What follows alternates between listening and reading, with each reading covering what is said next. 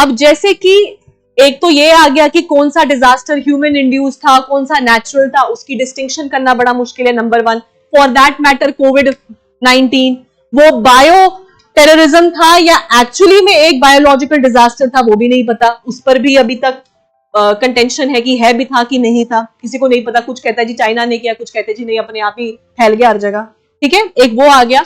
दूसरी चीज इसमें ये आती है, UNFCCC की जब हमने पेरिस एग्रीमेंट किया था उसमें हमने एनेक्स्चर कंट्रीज रखी थी, राइट, जिसमें चाइना एनेक्स्चर 1 में नहीं आता क्योंकि वो डेवलप नहीं है। बट आज के टाइम पे China is one of the largest contributors of green house gases. तो वो किस खाते में जाएगा?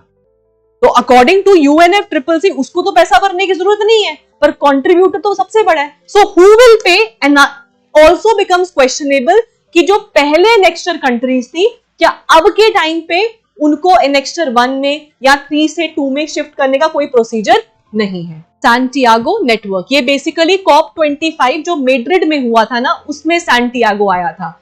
और लॉस एंड डैमेज फंड और इस तरीके की बातें सबसे पहले इधर ही हुई थी, जिसके बाद 26 में इसके ऊपर ज्यादा बात हुई और 27 में उन्होंने बोला कि अब हमको जो सैंटियागो नेटवर्क था जो COP25 में आया मैड्रिड में, अब उसको ऑपरेशनलाइज करने की जरूरत है।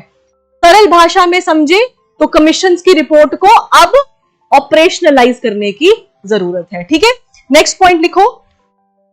अब ये बेसिकली क्या बात करता है? ये नेटवर्क बेसिकली बात करता है क्लाइमेट फ्रेंडली टेक्नोलॉजी और जो भी नेटवर्क्स है उसका आदान प्रदान होना चाहिए।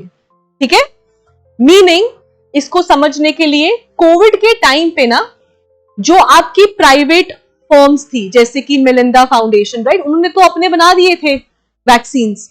तो उन्होंने जो बाकी की कंट्रीज थी primarily Africa backed by India, उन्होंने बोला कि भाई आप अपने वैक्सीन को मुफ्त में दीजिए या फिर जिन बेसिस पे आपने ये वैक्सीन बनाया है हमको वो टेक्नोलॉजी ट्रांसफर करिए। उन्होंने मना कर दिया, उन्होंने बोला ना भाई ना, ये तो नहीं हो सकता, राइट। इसमें ये लोग बात कर रहे हैं कि जो भी क्लाइमेट फ्रेंडली टेक्नोलॉजीज हैं आप उसको ट्रांसफर करिए ताकि बाकी कंट्रीज भी इसको अडॉप्ट कर सके, बिकॉज क्लाइमेट सबकी है, कलेक्टिव रिस्पॉन्सिबिलिटी है, एक की पापा दादा नहीं है, सबका है। लो कार्बन हो गया ऐसी कंट्रीज जहां पे कार्बन एमिशन लो है।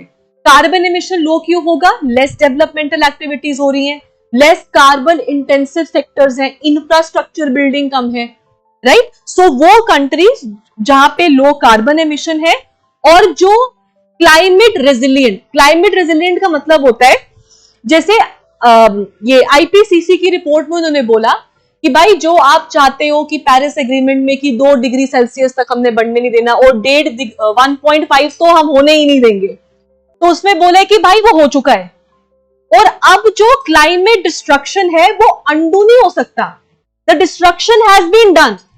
अब आप बस क्या बन सकते हो? रेजिलिएंट। मतलब आपको कोई चांटे मारे तो अब आप लड़ नहीं सकते, आप चांटे खाकर हंस सकते। ये होता है रेजिलिएंट, कि आप पर कोई नेगेटिव कॉन्सिक्वेंस आए तो आप उसको फाइट बैक करो, आप उसको रोक नहीं सकते। ये होता है क्लाइमेट रेजिलिएंट। ठीक है।